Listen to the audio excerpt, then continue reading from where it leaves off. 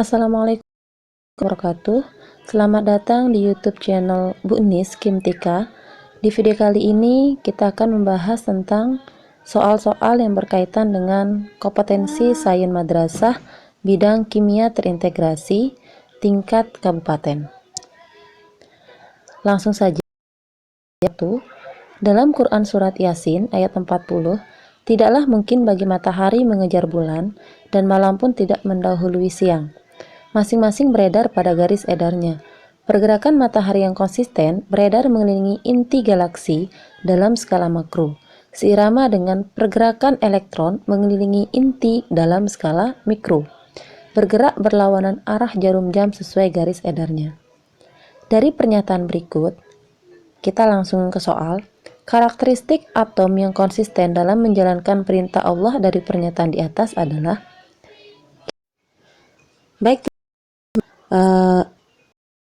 Yang pertama, setiap bilangan kuantum utama menunjukkan garis edar atau lintasan dengan inti atom berada pada pusatnya.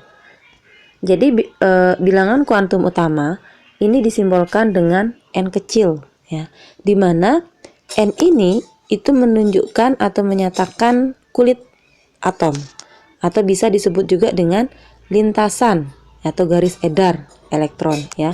Kalau ini merupakan model atom bor, ya teman-teman. Jadi tanda positif di tengah ini disebut dengan inti atomnya, ya. Dimana garis yang berwarna merah dan berwarna biru ini disebut dengan kulit atau lintasan, ya, yang disimbolkan dengan n kecil. Dimana n sama dengan 1 itu berarti menyatakan kulit pertama, ya. Kemudian n sama dengan 2 itu berarti kulit kedua, dan n sama dengan 3 itu berarti kulit ketiga. Begitu juga seterusnya. Jadi untuk pernyataan yang pertama, setiap bilangan kuantum utama menunjukkan garis edar atau lintasan dengan inti atom berada pada pusatnya, ini dikatakan benar, ya. Untuk yang pernyataan yang nomor 2, elektron dalam lintasannya tidak menyerap atau memancarkan energi karena tiap lintasan mempunyai tingkat energi tertentu. Nah, jadi yang nomor 2 ini juga benar, ya teman-teman. Jadi elektron itu mengelilingi inti berdasarkan tingkat energi yang paling rendah itu adalah berada pada kulit yang paling dekat dengan inti atom, yaitu kulit yang pertama. Disusul kemudian kulit yang kedua, begitu juga dengan kulit yang ketiga. Baik, untuk poin yang nomor 3, gaya sentrifugal yang menarik elektron menjauhi inti dipengaruhi oleh kekuatan proton menarik elektron. Ya, jadi yang nomor 3 ini juga benar, ya teman-teman. Nah, kita lihat yang poin 4. Elektron-elektron bergerak menurut garis edarnya secara bebas pada lintasan yang berbeda, tanpa melibatkan perubahan energi. Nah, bagaimana untuk yang poin 4? Jadi yang poin 4 ini salah, ya. Coba sekarang kita lihat, ada kata kunci di situ. Pada lintasan yang berbeda. Jadi elektron ini mengelilingi inti atom itu tidak hanya berada pada lintasan itu saja, tapi elektron itu bisa berpindah posisi. Nah, berpindah posisinya itulah disebut dengan elektron itu mengalami eksitasi, ya. Jadi salah satu faktor penyebab elektron dapat tereksitasi itu dilihat dari kuantitas dari energi yang diserap. Yang kita lihat. Jadi satu atom itu jika menyerap energi atau menarik energi, elektronnya akan berpindah, ya, lebih rendah ke tingkat energi yang lebih tinggi. Sebaliknya, ya teman-teman. Baik, untuk yang poin nomor 5, inti atom dikelilingi elektron-elektron yang bergerak pada lintasan yang tanpa energi yang cukup tidak dapat berpindah lintasan. Jadi yang poin nomor 5 ini sudah jelas benar, ya teman-teman. Karena elektron itu tidak dapat berpindah lintasan jika tidak ada energi yang cukup. Nah, jadi kalau misalkan elektron itu mau berpindah ke tingkat energi yang lebih tinggi, maka harus ada energi yang besar supaya elektron itu dapat tereksitasi seperti itu. Begitu juga sebaliknya ya teman-teman. Jadi jawaban yang benar itu adalah 1, 2, 3, dan 5. Jadi jawaban yang benar itu yang B ya teman-teman. Baik, kita lanjutkan untuk soal yang nomor 2. Allah menciptakan segala sesuatu di bumi ini dengan berbagai manfaat untuk manusia. Salah satunya yaitu senyawa asam organik. Asam organik banyak digunakan dalam industri sebagai bahan aditif dan antimikroba. Asam organik dapat diperoleh melalui ekstraksi dari berbagai tanaman, yang kemudian dianalisis secara sederhana menggunakan titrasi. Jika hasil dari ekstraksi diperoleh 1,53 gram asam organik dengan rumus kimia RCOOH dan dapat dinetralkan oleh 30 ml larutan natrium hidroksida 0,5 molar, maka jumlah atom karbon pada asam organik tersebut sama dengan jumlah rukun A. Sholat jenazah, B. Umroh, C. Sholat Jumat, dan D. Haji.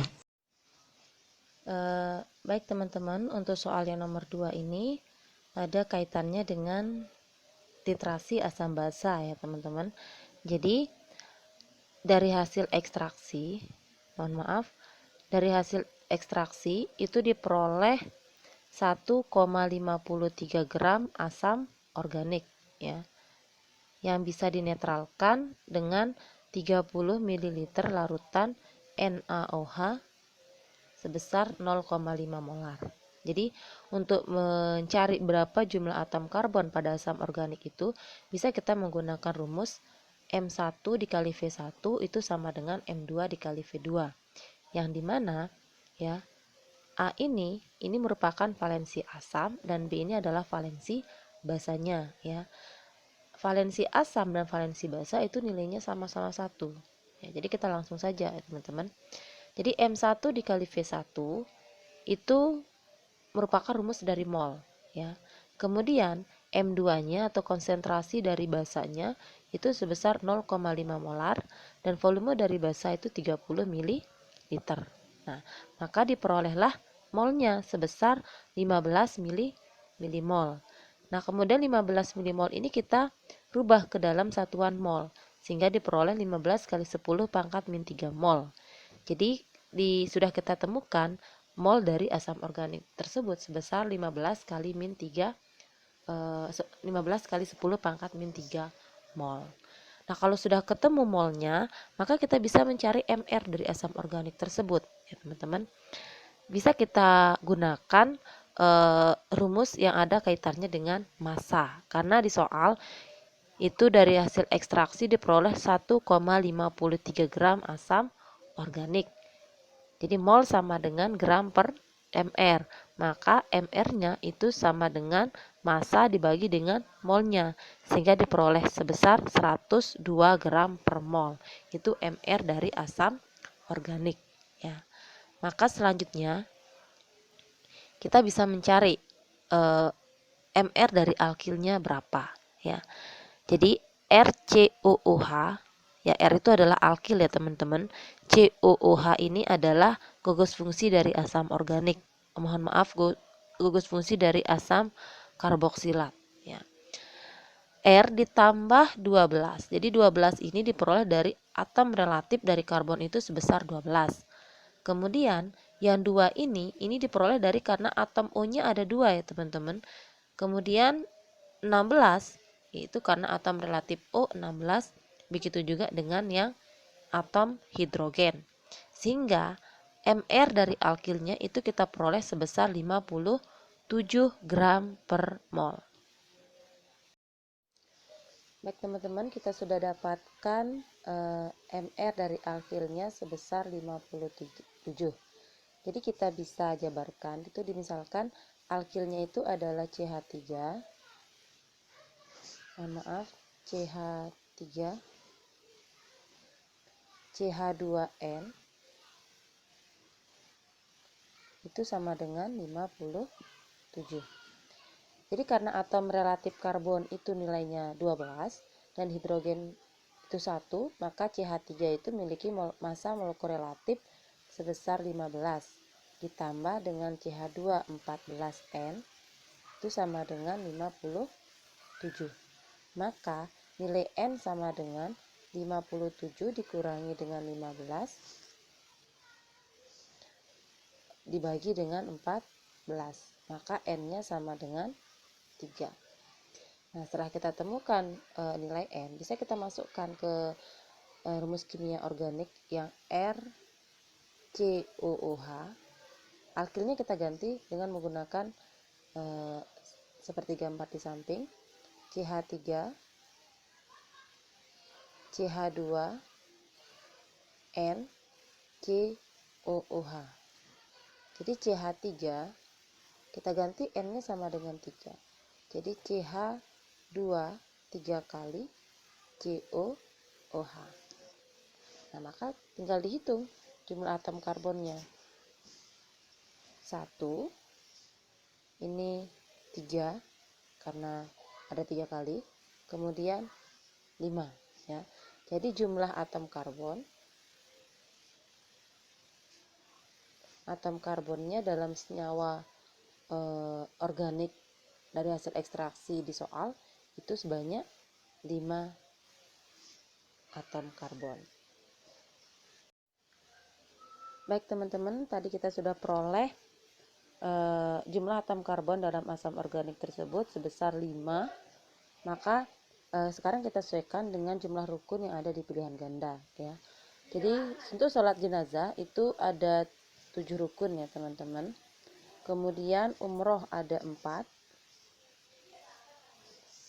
Kemudian sholat Jumat itu 8 dan haji itu 5. Jadi yang sesuai itu jawabannya adalah yang D, haji. Kita lanjut ke soal nomor 3. Allah Subhanahu wa Ta'ala menciptakan unsur yang berbeda dengan jenis dan sifat yang berbeda, yang dapat berinteraksi sesuai dengan karakteristiknya membentuk senyawa kimia. Perhatikan tabel karakteristik beberapa unsur tak dikenal berikut. Di situ ada jari-jari atom, energi ionisasi pertama, sama kerapatan. Di antara logam di atas, pasangan unsur manakah yang paling mudah membentuk ikatan ion beserta alasannya? Baik teman-teman, jadi ada beberapa syarat untuk terbentuknya ikatan ionik ya teman-teman. Yang pertama, jika unsur logam ya, unsur logam ini unsur yang sifatnya elektropositif berikatan dengan unsur non logam yang sifatnya elektronegatif ya. Jadi unsur logam di dalam sistem periodik unsur itu semua golongan 1A kecuali hidrogen. Kemudian 2A dan juga golongan transisi itu semuanya sifatnya logam ya teman-teman. Kemudian yang non logam di sini maksudnya adalah unsur yang golongan 6A sama 7A itu sifatnya elektronegatif ya teman-teman. Nah kemudian yang kedua, jika selisih energi ionisasinya itu besar. Jadi energi ionisasi ini kemampuan suatu atom untuk melepaskan satu elektronnya ya teman-teman. Jadi sekarang kita lihat untuk yang A, P dan Q karena energi ionisasi keduanya paling kecil sehingga memudahkan elektron terluar melepaskan diri membentuk ikatan. Nah, P sama Q.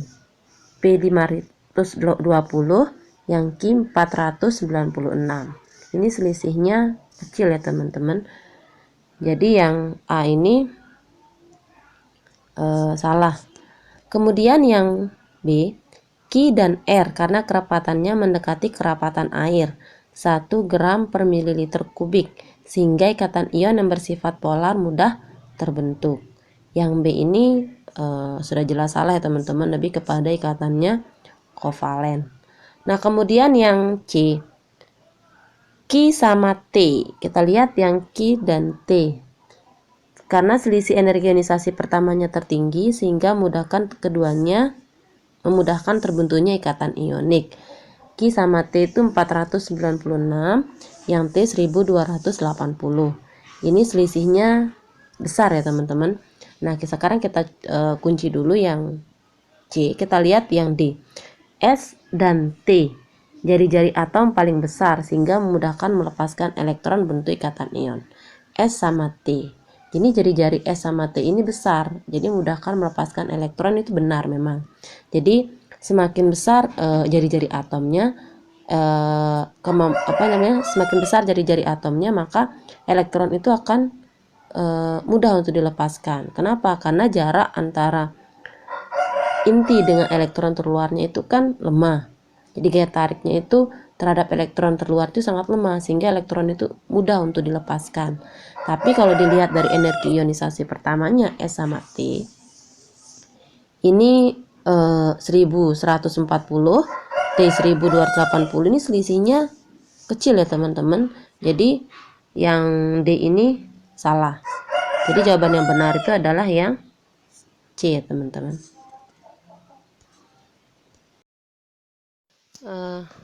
Untuk soal nomor 4, ilmu penerbangan sudah dipelajari oleh Muslim sejak abad ke-9 dan digunakan sebagai acuan oleh ilmuwan barat saat ini dalam pengembangan pesawat dan roket. Bahan roket mengandung pentaboran 9 atau B5H9 yang sangat reaktif terhadap oksigen. Pembakaran pentaboran 9 akan menghasilkan senyawa boron trioksida dengan entalpi HF sebesar min 1263,6 kJ per mol dan entalpi HF air itu min 285,8 kJ per mol. Entalpi pembakaran dalam kilojoule yang dihasilkan per gram pentaboran 9 dan ilmuwan muslim yang pertama kali membuat alat penerbangan berturut-turut adalah untuk menentukan besarnya entalpi pembakaran yang dihasilkan dari per gram pentaboran 9, ya, pertama-tama kita menuliskan persamaan reaksinya, ya. Persamaan reaksi dari proses pembakaran pentaboran 9. Nah, ini persamaan reaksinya teman-teman. Jadi ini kita sudah setarakan ya. Artinya jumlah atom yang berada di ruas kiri sudah sama dengan atom-atom yang berada di ruas kanan. Jadi jumlahnya sudah sama. Maka selanjutnya kita harus mencari berapa entalpi reaksi dari proses pembakaran dari pentaboran 9 tersebut, ya. Dengan menggunakan rumus entalpi HF produk dikurangi dengan entalpi H reaktannya, ya. Produknya di sini adalah 5 mol dari boron trioksida dan 9 mol dari air. Nah, tinggal kita masukkan nilai entalpi HF-nya, yaitu 5 dikali dengan boron trioksida, ya. Kemudian 9 diperoleh dari ini, molnya 9 dikali dengan entalpi HF dari air. Tinggal nilainya dimasukkan ya teman-teman, karena sudah ada di soal. Jadi entalpi H dari boron trioksida itu sebesar min 1263,6 kJ per mol, ya. Begitu juga dengan air, ya. Kemudian pentaboran 9, untuk oksigen itu entalpi H-nya 0 ya teman-teman, sehingga diperoleh nilai sebesar min 9036,6 kJ. Nah, kenapa bisa satuannya kilojoule? Karena yang 5, 9 ini merupakan molnya ya teman-teman. Jadi tinggal dicoret saja molnya, ya. Jadi 5 mol dikali dengan 1263,6 kJ per mol. Jadi molnya tinggal kita coret, maka diperolehlah satuan kilojoule.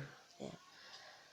Kemudian yang min 1936,6 kJ ini merupakan entalpi reaksi dari 2 mol pentaboran 9, ya.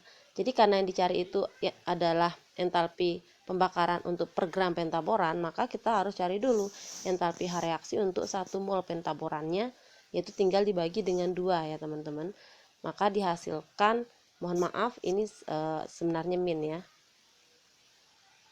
Jadi min 9036,6 kJ dibagi dengan 2 mol, itu diperoleh nilai min 4518,3 kJ per mol.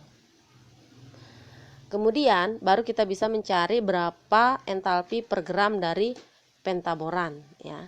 Dengan menggunakan rumus mol dikali dengan entalpi H reaksi. Ini kita menggunakan entalpi H reaksi dari 1 mol pentaborannya ya.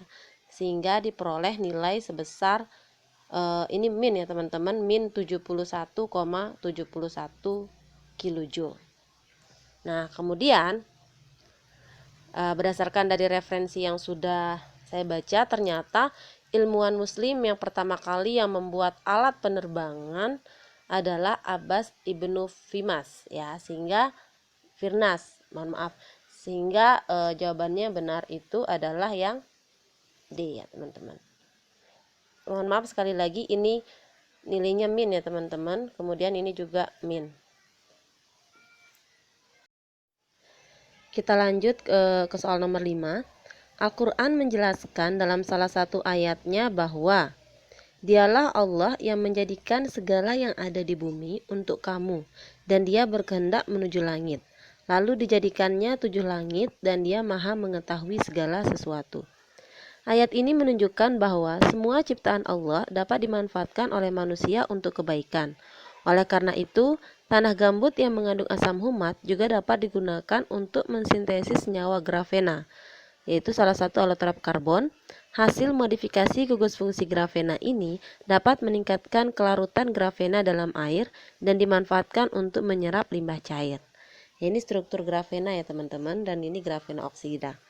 Fungsionalisasi permukaan grafena menjadi grafena oksida dapat meningkatkan kelarutannya di dalam air. Dari pernyataan berikut ini, manakah yang tepat dan Al-Quran surat dan ayat berapakah yang tertera di atas? Lanjut untuk soal nomor 5. Al-Quran menjelaskan dalam salah satu ayatnya bahwa yang artinya Dialah Allah yang menjadikan segala yang ada di bumi untuk kamu, dan Dia berkehendak menuju langit, lalu dijadikannya 7 langit, dan Dia maha mengetahui segala sesuatu. Ayat ini menunjukkan bahwa semua ciptaan Allah dapat dimanfaatkan oleh manusia untuk kebaikan. Oleh karena itu, tanah gambut yang mengandung asam humat juga dapat digunakan untuk mensintesis senyawa grafena, itu salah satu allotrop karbon. Hasil modifikasi gugus fungsi grafena ini dapat meningkatkan kelarutan grafena dalam air dan dimanfaatkan untuk menyerap limbah cair. Ini bisa kita lihat ada struktur grafena dan ada grafena oksida ya. Fungsionalisasi permukaan grafena menjadi grafena oksida dapat meningkatkan kelarutannya di dalam air. Dari pernyataan berikut ini, kita langsung ke soalnya. Pernyataan manakah yang tepat dan Al-Quran surat dan ayat berapakah yang tertera di atas? Nah, kita lihat udah saya cari di Al-Quran ya teman-teman. Ternyata ayat dari soal di atas itu termasuk surat Al-Baqarah ayat 29. Nah, nih ya teman-teman. Jadi besar kemungkinan jawabannya itu adalah yang A sama yang C. Ya, yang A sama yang C. Nah, dari poin yang A sama yang C itu ternyata yang membedakannya itu ada di poin 2 ya. Itu ada 1, 2, dan 3. Yang C-nya 1 dan 3. Ya, berarti kita lihat coba yang poin kedua. Grafena oksida memiliki sifat hidrofilik, sementara grafena memiliki sifat hidrofobik. Jadi hidrofilik itu artinya yang menyukai air, ya. Kalau hidrofobik itu tidak menyukai air. Kita lihat yang hidrofilik, yang grafena oksida. Nah, ini kalau kita lihat dari strukturnya, ternyata ada pasangan elektron bebas di situ di COOH-nya ya.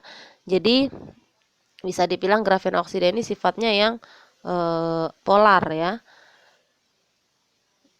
Lalu sifatnya polar, kemudian air polar itu karena sama-sama polar berarti sifatnya hidrofilik, menyukai air seperti itu. Nah, kemudian kalau yang grafena itu memiliki sifat hidrofobik ya. Ini kalau kita lihat dari strukturnya tidak ada pasangan elektron bebas di situ teman-teman ya. Sehingga Bisa dibilang yang struktur grafena ini sifatnya hidrofobik yang tidak menyukai air, karena air itu sifatnya polar seperti itu. Jadi jawaban yang benar itu adalah yang A, 1, 2, dan 3. Oke, jadi seperti itu teman-teman.